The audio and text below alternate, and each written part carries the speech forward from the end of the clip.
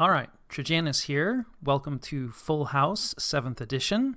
In case anyone isn't aware, that means that there will be all nations in this early age game, but there will be fewer provinces per player than normal, so you can expect the murder to start early and continue unabated, at least until about turn 100, at which point cataclysm will set in. And for this full house, we will be diving into the world of elves with Vanheim. Some people say that this is more of a Viking nation than an elf nation. It is true, they are Viking-like. We can do a lot of sailing, but we are first and foremost an elf nation. This means that our commanders and units are much more effective than lesser beings, and that they will bankrupt us with their eye-watering gold cost. This is made extra painful for Vanheim since we are in the early age, which is the age of having no money. We are also a blood nation, though not a very efficient blood nation, which again cuts into our money. So let's start with our gem income. Vanheim's gem income is actually evenly split between air, so you get 3 air gems, and then you get 3 earth gems from your capital sites. This is the early age, so more gems than in other ages. This is a bit odd because Vanheim is mostly, I think correctly, thought of as an air nation, so you might expect them to get more air income, but they don't. Their magic access is definitely not evenly split between air and earth. So I think definitely something to consider with your pretender design. The air gems you will absolutely be able to spend. The earth gems, your nation might actually struggle a little bit. Your nation does prefer cold scales, just +1, so a little bit cold. But other than getting you more money, which is definitely a consideration, I don't think Vanheim really benefits from snow on the ground or having things cold. None of their units have any built-in cold resistance or snow movement. While your infantry are quite slow, so they're not going to mind too much about moving only 1 province a turn because there's snow on the ground, because they're only going to be moving 1 province a turn generally anyway. You do have cavalry and commanders who are extremely fast, and since they don't have that snow move, they will be slowed down by your cold scales. Also of note, you have more hit points than average as compared to humans, but not a ton more. So murdering winter, if you go heavy cold, is definitely a major concern. So all this being said, I kind of feel like you can take whatever temperature scales you want to. Just know that if you go full heat, you're going to be paying for it a little more than normal as compared to other nations. Let's talk about sailing. I will say, as a spoiler, we do not spawn near an ocean. I have completed this game. So sadly, sailing doesn't really play too much in this game, at least early on. I do think it is really cool and useful. You can usually sail over 2 ocean provinces, which can extend your mobility quite a bit along the coasts. So I do think, where available, Vanheim is definitely going to prefer, coastal situations, especially because, again, a lot of their units are very slow. So being able to sail them around is extremely useful. All of your elven commanders that can lead units can also sail, so they can carry other units with them, though of note, the maximum size is 3, so if you bring in any large summons, you will not be able to sail them. And while you are somewhat size point limited, I think the leadership is going to kick in, at least for your normal elves, before you run into that size point limit. Of course, if you are along the coasts, if there are underwater nations in the game, that means that you're going to be dealing with them a lot more. You don't really have anything that's particularly well suited to going underwater. I suppose some of the blood summons do better underwater than, most land summons, but they aren't fantastic, and you aren't fantastic at blood as a nation, so that's still going to be something of a struggle. So definitely something to think about, before you commit super heavily to having some sort of coastal empire. You can also trace income across oceans, which is pretty cool. Again, if you want to go for some coastal empire, you can do that. You don't even have to be connected by land, and you'll still draw income. So I think sailing is very useful and interesting, but also very map dependent. As elves, all of your elven units have glamour. That's what these illusions are about. You get 1 per level of air magic, but you always get 1 by default. So, all of even your elven infantry, right, they have 1 mirror image. And that just means that when someone lands a successful melee hit on you, they have an equal chance to hit any one of your images, including, your actual body. If you hit an image, the hit is negated. So this means that elves are extremely powerful in melee. especially since a lot of elves have really high defense, so it's really difficult to hit them in melee in the first place. And then when you do finally hit them, it's just an image. Once you do hit the actual elf, the mirror image is canceled completely. So this can be a kind of very brittle defense, but is extremely useful in melee. Doesn't do anything for you for projectile fire or area of effect spells. Elves don't like projectiles. You can use your air magic to offset and or really almost eliminate, a lot of the problems that come with arrows, but, just be aware if there's a stack of archers, that's actually a little worse for you as an elven nation than in a lot of other situations. And of course, nobody likes being hit by a ton of fireballs or lightning. Also of note, you can perform blood sacrifices, so you can have one of your mages sacrifice using up blood slaves at any one of your temple sites. I believe only one priest can sacrifice at a temple at a time. And this will be, extra dominion spread. So Vanheim can push their dominion, more effectively than a lot of other nations that don't have this feature. That said, your mages are pretty expensive, so, having them just sit around doing blood sacrifices probably isn't usually optimal, and I wouldn't necessarily build around it, but it is something that you have, can be very useful in some situations, so keep it in mind, if you need to push dominion somewhere, you can put additional pressure up through this national ability. You get regular forts, which is nice. Not everybody gets regular forts in the early age. Without further ado, let's talk about their units. Not everyone is an elf in Vanheim. They do have human slaves. Well, they call them serfs, and they are not technically slave units in the Dominion sense. So they don't get, the half upkeep or receive bonuses from any of the items. They give bonuses to leading slaves. Otherwise, they're very similar. Low motivation, turns out being considered a lesser being and getting sacrificed in blood rituals does not translate into high morale. Not particularly good skills, though. Higher than average defense skill for, such a militia type unit. I guess hanging out with a bunch of elves does have its benefits. Their equipment is pretty awful, though. Low protection. They are cheap to bring in. I will say that siege strength is a problem for Vanheim, right? Yeah, because the elves aren't particularly strong, and you will have less of them as compared to almost any other type of nation. So forts can present something of a problem, and these guys are a way that you can solve that, but God help you if they get caught in combat. So I would probably avoid these guys, but if you really need to crack a fort and you don't have access to summons, these guys can do that for you. That is actually your only non-elven unit other than the Fabor, which we'll talk about, which is fairly unusual. Line elven troops is pretty much mostly, if not only, a feature of the early age, and even then, not a ton of nations have that as an option. So, if you want to have massive, at least by elven standards, elvish armies, Vanheim is a good place to go to. Definitely a blessing and a curse. You have two flavors of Huskarls, and they're pretty similar, right? They have glamour. They are stealthy. That is another thing about elves. In fact, I think pretty much all of your units, all of your elven units are stealthy, which is a huge benefit. That's another problem with the Serf Warriors. They're human, not stealthy. The Fabor is not stealthy. You have a Dwarven commander, not stealthy. Otherwise, everything is stealthy, which of course is one of the elven nation's defining features. This is how you can elf people. So you can have a very significant elven army that's completely stealthy, which means it's very difficult for your opponents to know exactly what you're doing. So that's definitely a benefit, right, to these guys. Also, glamour will hide you on the strategic map in your own territory, even when you're not hiding.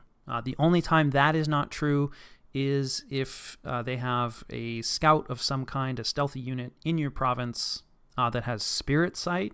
So if you're not hiding and you're in your own territory and you have glamour, you cannot be seen unless the enemy has a spirit sight scout, which is fairly rare.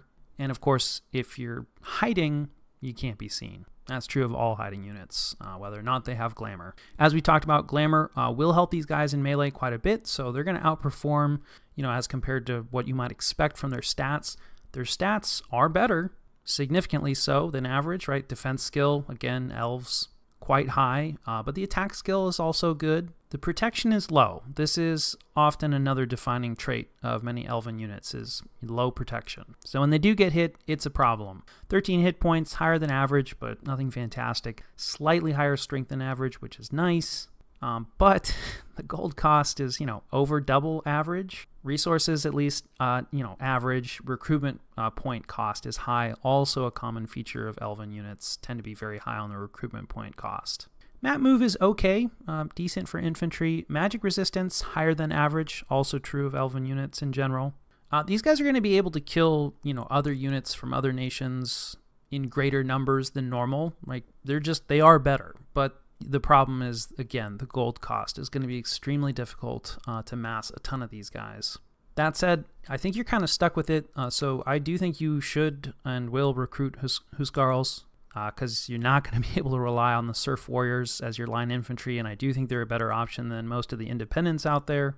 Whether or not you want the spear or the axe really kind of depends on the situation. The axe does more damage overall, but isn't as good in terms of penetrating armor.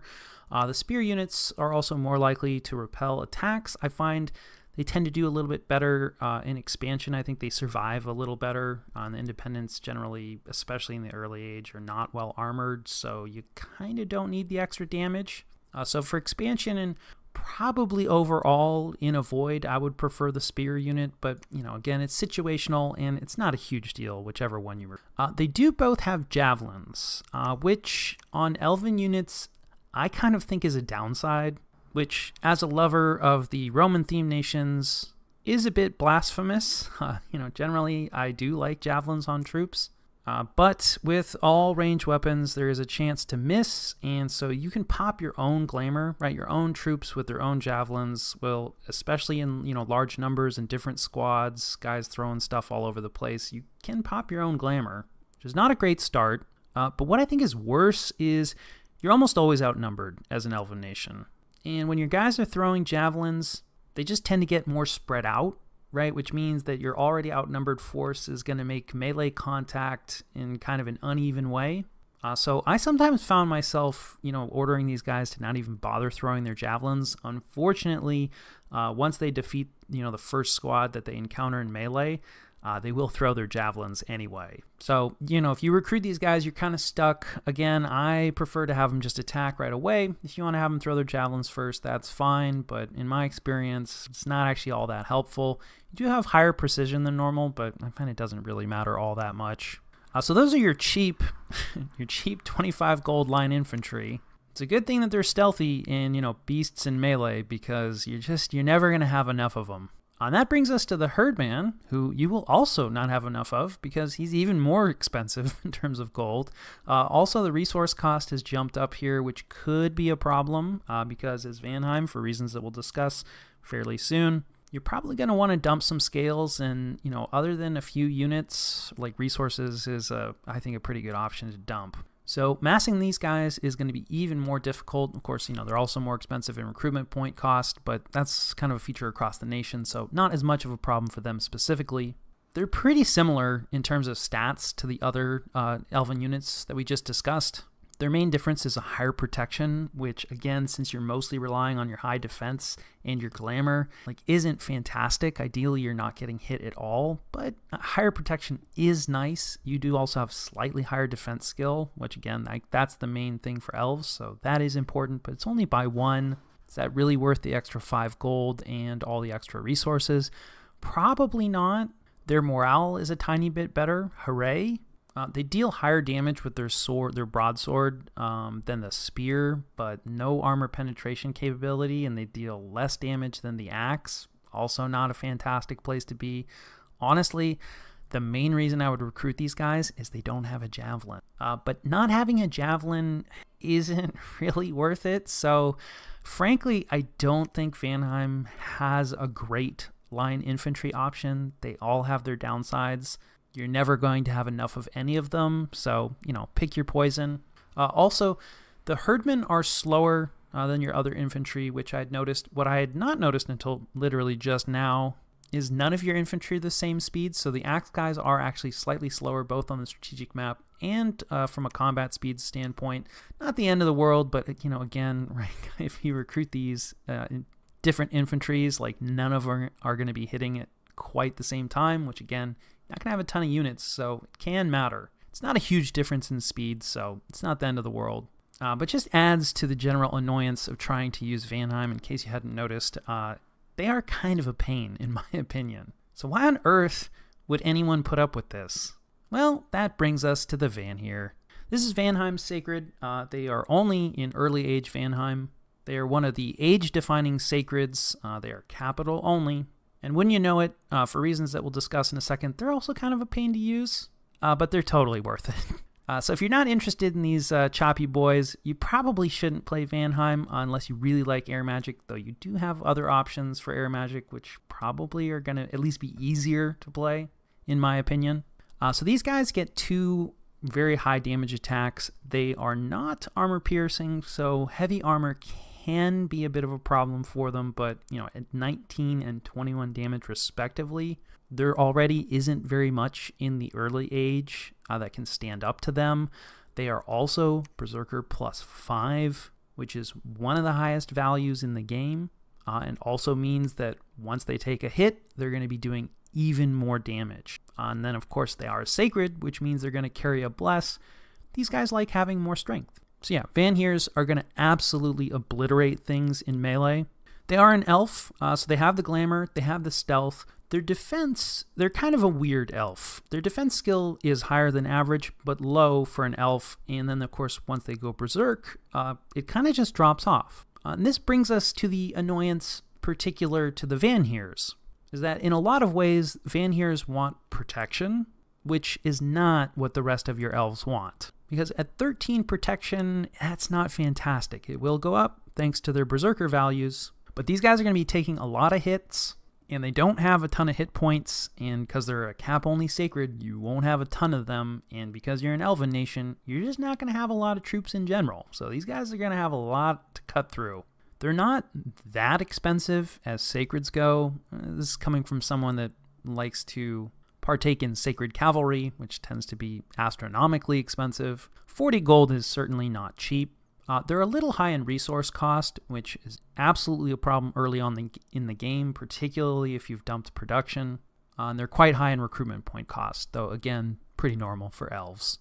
They are also pretty slow in terms of their map move and their combat speed, which can be a problem, right? One of the premier ways to fight Vanheirs is to make sure they never get close and chop you. And since you don't move all that fast, that's sometimes an effective strategy. Related to that, their encumbrance isn't awful, but when you combine it with the really high berserker value, chopping through a ton of things, again, because you're relatively limited in numbers, does mean that once the battle starts to go really long, falling asleep can be a problem for these guys. And finally, we should note they are ambidextrous. That just means that their attack values don't suffer as much for having to use 2 weapons. Not really too relevant, other than, just be aware that's why their attack value is higher than average, in addition to the fact that they are elves. So in my opinion, that's really the main reason that you would want to play early age Vanheim. They have other cool stuff, which we'll continue to talk about, but if those units don't appeal to you, there are other avenues. Speaking of other avenues, they have this mounted herdman. This essentially becomes your sacred in the Middle Age, solving some of your annoyances in terms of the differences that your sacreds and your commanders want. I don't love these units. They are excellent cavalry. They are extremely expensive, 50 gold. The recruitment point cost, 48, is eye-watering. They are recruit anywhere. There's not very many elven cavalry that are recruit anywhere for any nation in any age. So that's nice. They have all the normal elven stuff since they're cavalry. Their defense skills even higher, and the harassment penalty that they get is reduced, so that high defense skill is going to stay relevant for longer, at least if you're in pure melee. But, a big challenge that elves face are any of the spells that basically hold you in place, Tangling Vines, Earth Meld is a big one, and these guys, they suffer from that just as badly as all the other elves. Low protection. They are incredibly fast, which is really nice. But their strength isn't all that high. They just don't do a ton of damage, and you're already so broke. I guess maybe if you're running some sort of heavy scales build, these guys could definitely find a home. It's not that they're bad units, it's just that I don't think you're going to have the money for them. So perhaps in some alternate universe where you choose to ignore the Vanheers, by all means go for it. That's not really what I'm going to be focusing on, so I can't really give you a lot of advice there. Good luck to you. They are certainly super cool, and I would never fault you for trying to use them. They do have a javelin, though, which is annoying as ever. So anyway, worth pointing out. That brings us to the last unit, the Fey Boar. This is actually just a cruel joke that Illwinter put into the game to destroy new players. They are a unit that costs 100 gold with awful combat stats. Even worse than that recruitment point cost is their upkeep cost of 80 gold a year. For reference, your mage, a Vanheers, which in fairness isn't a fantastic mage, but is an excellent thug, while costing more gold to recruit, actually costs 24 gold less to upkeep than the Boar. What is worse about the Boar is that once you have made this mistake, you can never be rid of it. This is because they are immortal, so once they die in 3 turns, you will have your upkeep problem back. They can only be recruited at the capital, so the logistics of trying to get them back out in the field to try to actually take advantage of this immortality, it would be rough.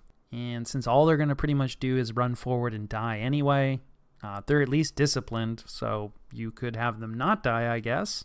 Yeah, I don't recruit any of these units. I don't recommend that you recruit any of these units. They do have a very high supply bonus. Thematically, that's pretty much what they're for.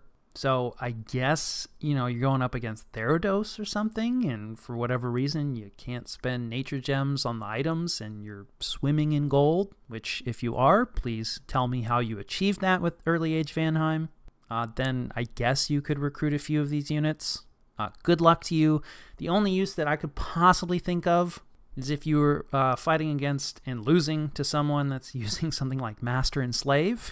Then you recruit a bunch of these and donate them and then force them to become your opponent's problem. But good luck actually getting that to work. So there are potentially some fun memes in here, but you're probably not going to win any games on the backs of Fey Boars. So that covers Vanheim's unit lineup. Let's move on to the commanders. First off, we have the Van Scout. This is perhaps the only unit and or commander in the lineup that's even worse than the Fey Boar. Okay, I jest. He's not worse than the Fey Boar, but I really truly hate the Van Scout.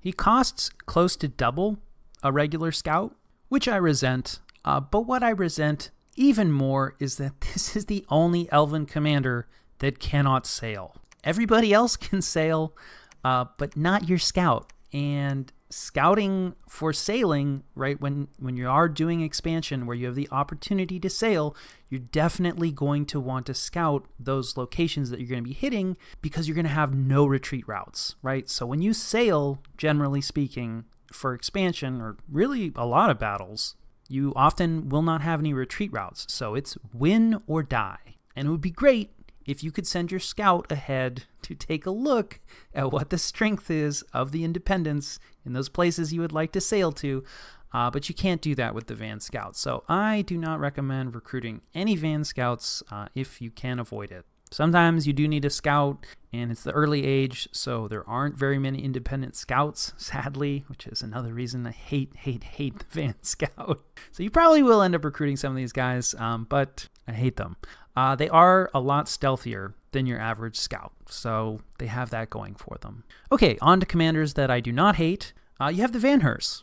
Okay, I kind of hate the Vanheers a little bit. He's expensive. His upkeep, at least, is not bad. But Air 1 is not a useful mage path. Now, it's true, you do have a lot of high-level air, so you'll want to get a hold of Storm sooner rather than later. And once you do that, and you have Storm, this guy can summon Storm power, and he can cast Lightning in battle. And Lightning is a good spell. There are a few other lightning spells down the evocation tree that this guy can cast, as long as there's someone around to cast Storm for him. Or heaven help you, you can spend an air gem to get yourself up to Air 2 to actually cast some useful spells. But you're going to want to use those air gems for other things. So mostly, this guy is just useless in combat as a mage, unless he's supported by Storm, in which case he's passable. So why on earth would you spend 140 gold on this guy? Well, for starters, he's probably all you're going to be able to afford. Believe it or not, this is your researcher. He's also not good at researching. But other than being a subpar researcher, he is at least an excellent thug. So these guys can absolutely swarm an opponent's land, right? This is the guy who's the backbone of being elfed. You want to take all of your opponent's provinces on turn 1. The majority of the fellows doing that are going to be your Vanherses, and they're going to be doing it in melee, not as mages. Their stats are excellent, though again, the low strength can get you into trouble. Well, higher than average strength, but considering all the other downsides, throwing this fellow some strength, he'll definitely appreciate it. He is sacred and a priest, so he can bless himself, and he can carry your bless. And indeed, he will need to carry your bless, because frankly, even with these stats, if you send an unkitted Vanherse into relatively low levels of province defense, they will usually lose. Now, if you give them some expensive kit, like a Vine Shield and a Frostbrand, classic elf kit, they'll do great. But a Vine Shield is 10 nature gems, and what you do not have on your nation is any nature whatsoever. You also don't have any water, which is what you need for a Frostbrand. So, like everything else in Vanheim, powerful, but comes with problems. This is also where you get into trouble with the, Vanherse Van Heer split, right? What your crazy berserker infantry want in a bless is not 1-to-1 in, what your dancy elven cavalry want as a bless. There is definitely overlap between the two, but you're going to need to consider carefully who you're going to focus on. Or you can burn your scales to the ground and try to do it all. He is a leader. That is relevant. You do need to lead around your few elves that you manage to recruit. Can't do formations, of course. This is Vanheim. We're not about easy. He does at least have 60 leadership, so, he can carry more troops than your average independent commander. And of course, you can't use independent commanders if you want to cut costs, because those aren't stealthy and they don't have glamour. So surely, we have to get to something in the nation that Trajanus likes. And to be clear, I do love the Van here. But in many ways, the Van Jarl is also the centerpiece of early age Vanheim, and Vanheim in general. Still not a good researcher, even more eye-wateringly expensive. He at least gets 80 leadership, so you can finally do formations. And lo and behold, he's actually an effective battle mage, all on his own, as long as you want to do lightning. He is also a blood mage, only blood 1 though, and this is probably who you're going to be using to do your blood hunting, and this is really the main reason that early age Vanheim is not a major blood power. It is a really important part of your nation, but it is really painful to have these guys just sitting around and blood hunting. You do not have an efficient blood hunter. So you can use these guys. They recruit anywhere. That's also true of the Vanherses. You might want to use your capital mages, but I think probably not. If you get some blood 2s, we'll talk more about the Vanadrot in a second, but that's your other blood hunting option. It's, either the Van Jarl or the Vanadrot. You're also a level 2 priest, which great.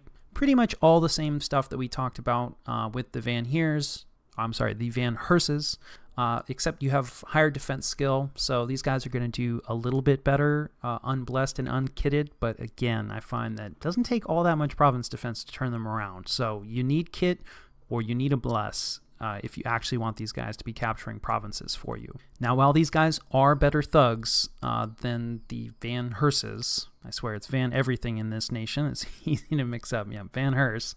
So while they are better thugs, I actually would shy away a bit from using them as thugs. Now, they do that role just fine, but since they are your main battle casters, throwing them away in dangerous raids, I don't think is a great idea. These guys, I think, are much better suited to counter thugging. So I think they are for, killing really nasty things that you run into. This is helped by the fact that at Air 2, they can cast Cloud Trapeze on the strategic map, so they can magic phase on top of stuff, making it very easy for you to answer things very quickly. And of course, these guys can do at least one other thing than lightning magic, and that is summoning air elementals. And air elementals are incredibly powerful in Dominions 5, And you have a recruit anywhere air elemental summoner, and you have a good amount of air income, lots of air mages to search out more air income. You're gonna lean on air elementals a lot as Vanheim. But like all elemental strategies, it's very expensive in terms of gems, and it's fairly easy to bait out. It's very easy to dump a bunch of gems on something that you didn't want to dump a bunch of gems on. So, like many things about this Elven nation, can be kind of a brittle strategy. Powerful, but brittle. Thankfully, air elementals are a relatively low-level research at 5, Conjuration 5, also Storm, Evocation 5. It's good that your research targets are relatively low because, again, your research is painful. The blood magic does open up other options. I think that are probably going to be more relevant later. You can join these guys together in a Sabbath to cast, any kind of big air spells or big blood spells. You do have the Vanadrot, which we'll talk about in a second, for casting most of your big air spells, which are probably, I would lean that route because, again, you're not going to have a ton of blood slaves. And, any kind of communion or Sabbath is wonky. It's open to being messed with. So if you can, avoid it. But if you want to cast some big blood spells, these guys can absolutely do it. You're just going to need a lot of them, which might be a problem because they're quite expensive. Still, an excellent commander. That brings us to the cap-only mages. So these can only be recruited out of the capital. You get a Dwarven Smith, which kind of leads in. We've already alluded to it. You are also a Thug Nation. And this guy is going to help open up those avenues, really mostly just in the fact that he gives you magic access that is not just air or a little bit of blood.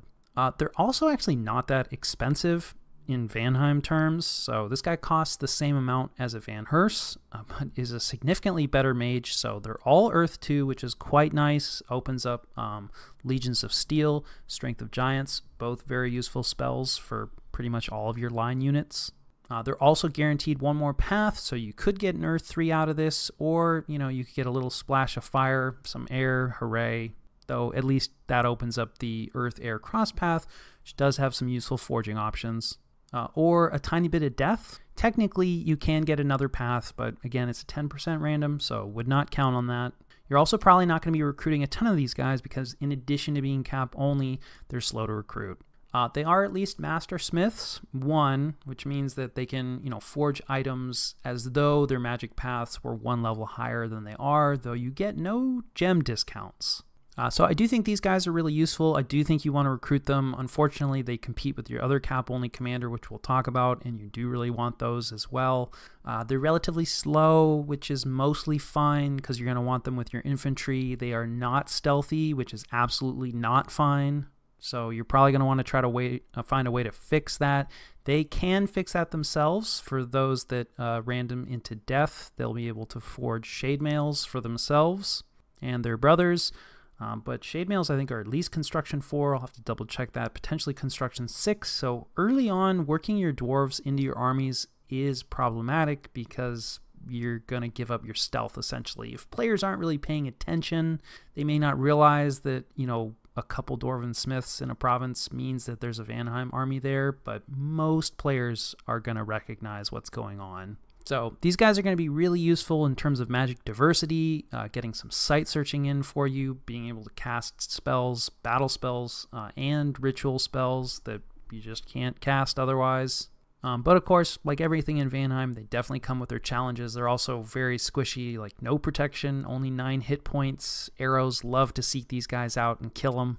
Also not fantastic researchers, so not necessarily a mage that, I'm super excited about, but definitely very useful. You will want to recruit some of these guys, in my opinion. And how many you're going to recruit is going to depend a lot on how often you're going to be able to recruit the Vanadrot, aka the temple that rides. In fact, he costs 10 additional gold over a temple, so every time you're recruiting one of these guys, you're paying for a temple. They are also slow to recruit. They would make for excellent thugs, except for the fact that they are way too valuable to be thugging with. I think these guys are generally going to be the centerpiece casters for your armies. They get Air 3 guaranteed, which is enough to wriggle your way into Storm with enough gems. They're also guaranteed Blood 1, so they can at least all Sabbath. And then they're also guaranteed one more path, potentially in air, which would make them air 4, which means Fog Warriors is on the table. Or they could get one path of earth, one path of death, or they could be blood 2. Blood 2, definitely nice. The other paths are less useful, but they do open up some nice cross paths. And of course, you do have a 10% random. Wouldn't count on that. So in addition to being your big air casters, these guys are going to be doing, most of your blood rituals. Of note, you can bring in Demon Knights, which is pretty unusual with the guys that random into Earth, though you're going to need boosters of a variety of sources. They have no feet. None of the cavalry have feet slots, which is a problem for boosting Earth because you want Earth boots. So these are probably problems that you're going to want to fix on your Pretender, taking a look at like all the various Earth, Air, and especially blood boosters. I think are going to be pretty important. Probably also death boosters. Because while you do have some death, right, so you'll be able to do some site searching for death magic, you're pretty much only going to have death 1. Yeah, technically you could get death 2 off of your slow to recruit cap-only mages, but again, I would not count on that. Death 2 is an important breakpoint in terms of getting higher up in death. So while you will have some death gems rattling around, probably when you can find time to do site searching with your rare cap-only mages that aren't guaranteed to have death, you're not going to have a whole lot to do with those death gems unless your Pretender can support that. But in a lot of ways, the Demon Knights are just kind of an interesting side note, because the main thing that you're probably going to be wanting to do with your Blood Slaves that most Vanheims tend to want to do is make Storm Demons. Lightning is extremely effective in Dominions 5, and Storm Demons throw it as a ranged attack. So probably a good base for any, late game, early age Vanheim strategy is Storm Demons. Though certainly you have other options. You're just going to have to work to unlock them. So those are the units and commanders of early age Vanheim, at least as I understand them. Next we'll talk about their national spells. Alright, and now for the national spells of Vanheim, along with a bunch of other spells that I think will be useful, plus some research items that I think will come up. So Vanheim's national spells are all over here on the right, and they're actually all in the Conjuration School, and I don't think any of them are especially essential. So I'll start out with Sloth of Bears. Conjuration 3 comes early at least, requires nature gems and a nature mage, neither of which you're really going to have. You will hopefully find some independent nature mages, so you will be able to work your way into nature, probably also worth considering putting on your Pretender. But since nature gems are going to be pretty useful for you in terms of forging gear, I don't think it's really worth casting this spell. Great Bears are decent siege strength, which can be a problem for you, but I think you have better ways to solve it. Then at Conjuration 4, still relatively early, you have Awakened Draugr. You don't really have Death 2, if you get lucky, maybe. So that's kind of a problem. Requires 12 Death Gems. Again, you're not going to be swimming in Death Gems. So again, I don't think that this is a great fit for Vanheim.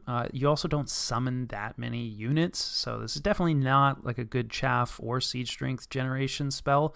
However, what you do summon does have fear, and for that reason alone, I think it's worth keeping in the back of your mind. Fear can definitely be useful in a lot of situations, so I could see potentially sprinkling a few of these guys in, though it's probably going to be later in the game, once you actually are able to search out a lot of death gems. They also have a cold aura, which, is going to be problematic. None of your units have cold resistance. And of course, anytime that you have just a few undead, they are very vulnerable to a variety of undead counters. So you'll probably want, some undead chaff to try to cover them with. And again, death magic is not really your strong point. So I do think this is going to be hard for you to work in, but if you need a fear aura for some reason, you can get a hold of it. Then at Conjuration 6, you have Summon Valkyries. This is a battle spell, so these are just temporary summons that are only going to be in the battle versus the previous ones we talked about. They stick around on the strategic map.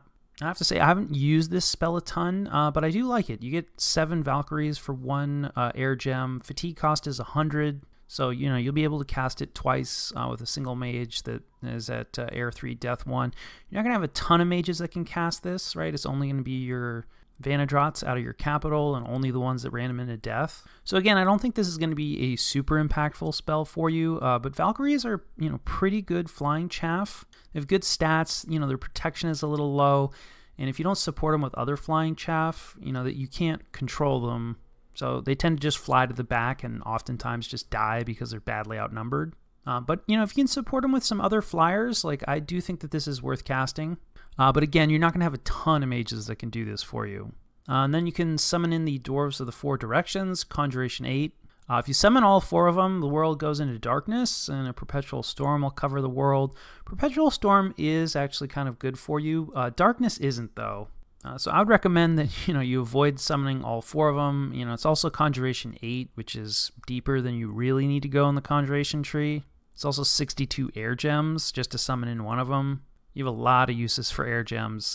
Also not paths. You do have them nationally. Your dwarves on a few of your Vanadrots, you know, will have not this level of this cross path, air earth, but could theoretically be boosted up into it. You know, the commanders that you get are going to be decent for diversity. Like, they are powerful casters, and some of these are paths, you know, and cross paths that you don't have. But otherwise, like, they're not super impressive. Like, they're good casters, but they're certainly not super combatants or thugs or anything like that. You know, and at 62 air gems with like the other downsides that they come with, I'm not super excited about them. So probably also not going to be super relevant to your early age Vanheim playthroughs. And that's it for your national spells. And in terms of, you know, generic spells that I think are going to be particularly useful for Vanheim, also down the Conjuration school, right? We talked a little bit about air elementals. I mean, they're really good. You have a bunch of air elemental casters. You're going to have a lot of air gems. These air elementals are pretty much the reason that, you know, everything else that costs air gems, like, like, do you really want a Dwarf of the Four Directions, or do you want 62 air elementals? So yeah, in air elemental is pretty much what you're going to measure everything else against in terms of whether it's worth the cost, and a lot comes up short. I think something that doesn't come up short are Great Eagles, Conjuration 6. They're pretty much like the best gem to siege strength ratio you can get, or at least up there. They're also incredibly mobile, which is really nice. So yeah, I think these guys are worth summoning in more or less whenever you can, and your Vanadrots will be able to do that for you, all of them, without any boosters. And, you know, it's nice that they're Conjuration 6. I mean, it'd be better if they're Conjuration 5, but you're definitely going to be wanting to go to Conjuration 5 for air elementals, so going up to 6 is, you know, a hop, skip, and a jump. I think making a beeline for Conjuration 5 is a completely reasonable, you know, early age Vanheim research strategy. It's probably going to get you the fastest, like, research to power ratio possible, but again, it is very expensive. It isn't something you're going to be able to utilize probably to win the entire game. You're just not going to have enough air gems, especially against more savvy opponents. You know, they're going to bait out some of your air gems. Also, you do need to consider in mind the mages that you're recruiting. I find especially early on, you're lacking money. You tend to be recruiting Vanherses, trying to get your research just going at all. But Vanherses, you know, they can't summon air elementals without help from other schools. So if you are planning on, you know, relying on summoning air elementals, you really need Van Jarls. Of course, your Vanadrots can also summon them in for you. And probably the other major thing that you might do with your early research is to try to run up to Evocation 5 with Storm. Storm is nice for a lot of reasons, right? It cuts down on the number of projectiles, in addition to reducing their precision. Anything that messes with projectiles is good news for elves. They're also going to make any air elementals that you summon stronger, which is a good thing. And of course, it'll let you summon storm power, which are going to make all of your mages, almost all of your mages, a lot more useful. I don't have Lightning Bolt up here, but that's also down Evocation and is something that, you know, you're going to want. It's actually better than Thunderstrike in some situations. Its precision is better, so it's going to hit, you know, smaller groups or especially single targets much more effectively than Thunderstrike. And it also takes less fatigue, and of course it's something that your Vanherses can cast once they've summoned Storm Power without any gems or anything like that. Thunderstrike is really going to be more for your Van Jarls. Of course, Thunderstrike is pretty powerful, probably in a lot of ways like the best evocation spell. Situational, depends, etc., but I think when people think really strong evocations, they tend to think Thunderstrike for good reason. And it's just going to delete squares. So again, that's going to be something that your Van Jarls can cast for you as long as there is a storm up and they've summoned Storm Power. Worth noting that Summon Storm Power is down Conjuration. So if you are doing that run-up evocation, just keep in mind that you do actually need some Conjuration research in order to fully take advantage of your evocation research.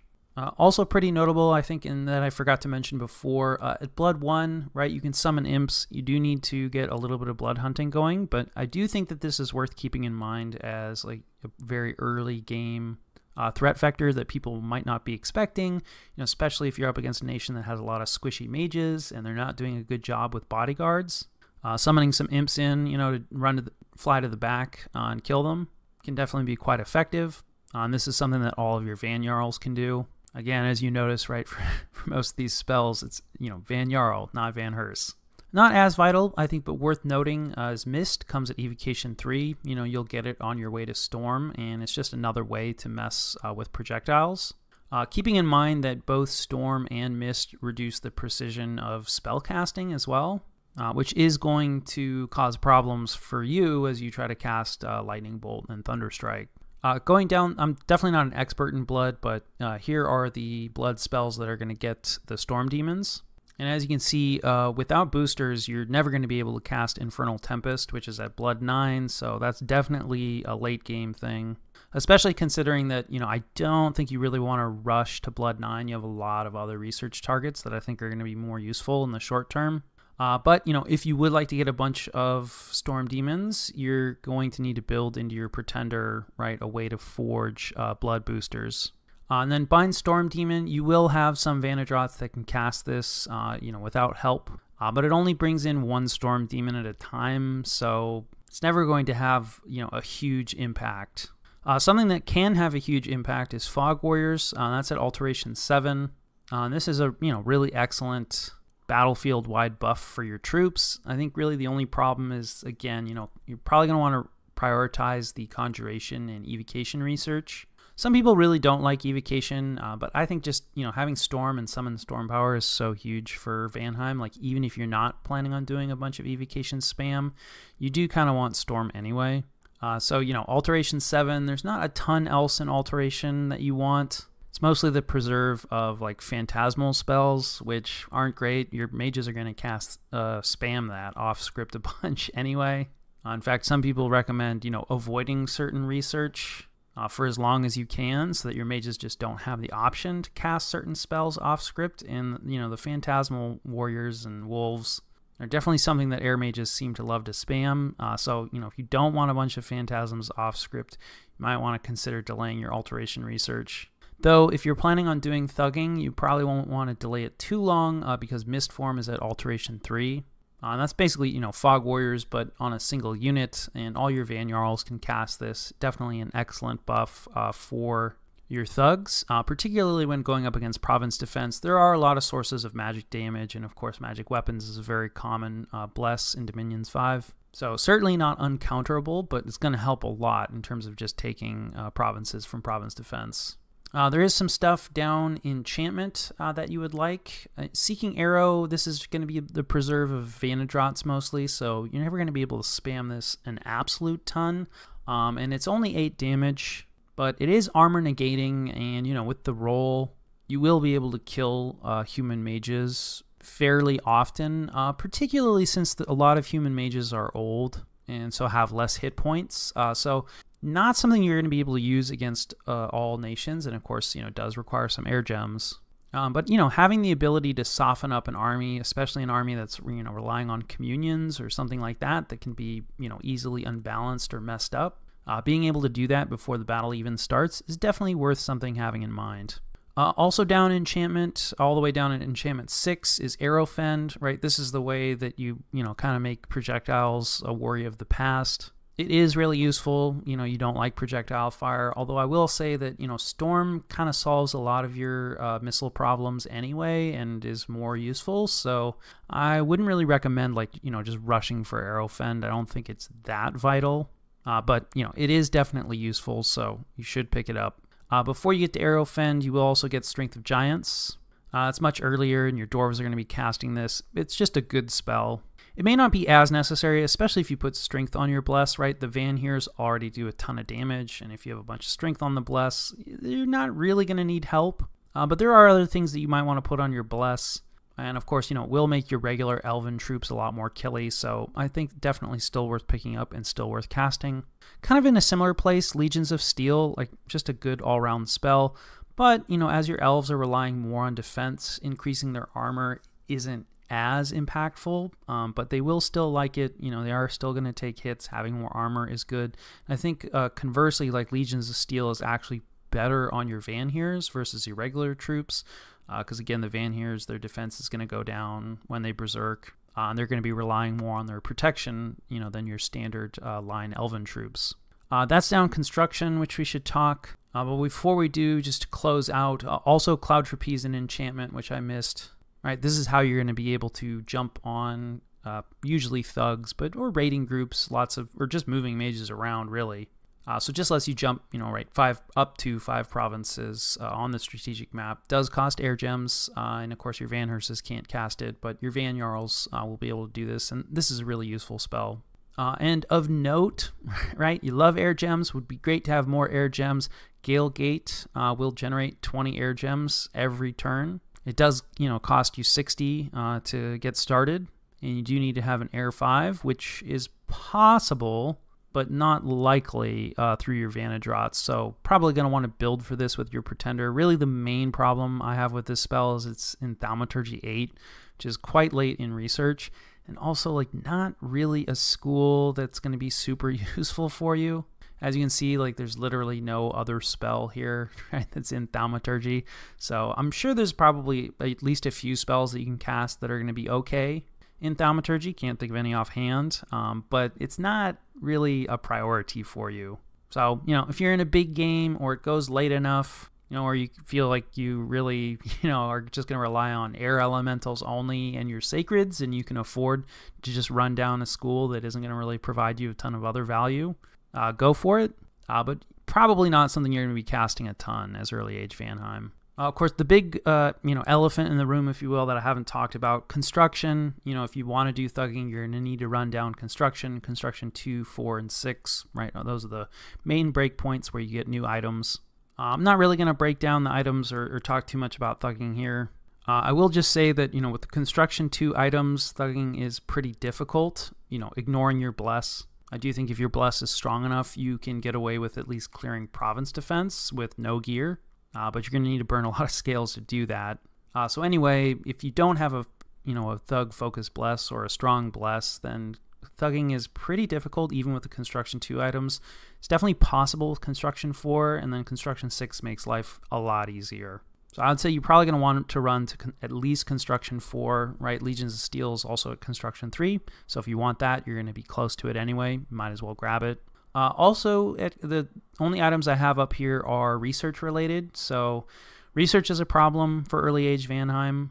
One of the ways you can combat that is with the research boosters. The classic one are the lightless lanterns. Now they come at construction 6, and while you do have a little bit of fire in your cap only dwarves, you're never going to have a ton of fire gems, and you're never going to have a ton of mages that can forge them. So, definitely if you do have some fire gems, you make to construction 6. Lanterns are good for Vanheim as well, so you should make some. But you have more death and you have a lot of air. Now, people don't like Alquils because their research bonus is quite low, and then of course, this is 5 air gems, so it cuts into the air elementals that you're going to be casting. I do think that Vanheim gets enough air gems and the research is bad enough that you should consider Alquils, but you're never going to want to make a ton of them. Probably a better option on early age Vanheim, though it does come a little bit later at construction 4, is the Skull Mentor. This is something that you're probably going to need to build into your Pretender, at least in the sense of having at least death 2, so you can make a Skull Staff and then hand that Skull Staff or staves off to your other commanders, because you do need to be death 2 in order to forge a Skull Mentor. And while theoretically you can random into death 2 with either of your cap only mages, it's not really reliable. A lot of people like Skull Mentors quite a bit. The research bonus is a lot higher, though it does cost double. And normally I think there's so many good things you can do with death gems. It is always painful to me to be spending it on research items. But I will say that as early age Vanheim, you're not going to have a ton of death gems anyway, and you don't have very high level death magic, so you're probably not going to be able to easily do a lot of the other things in death that are normally so good to spend your death gems on.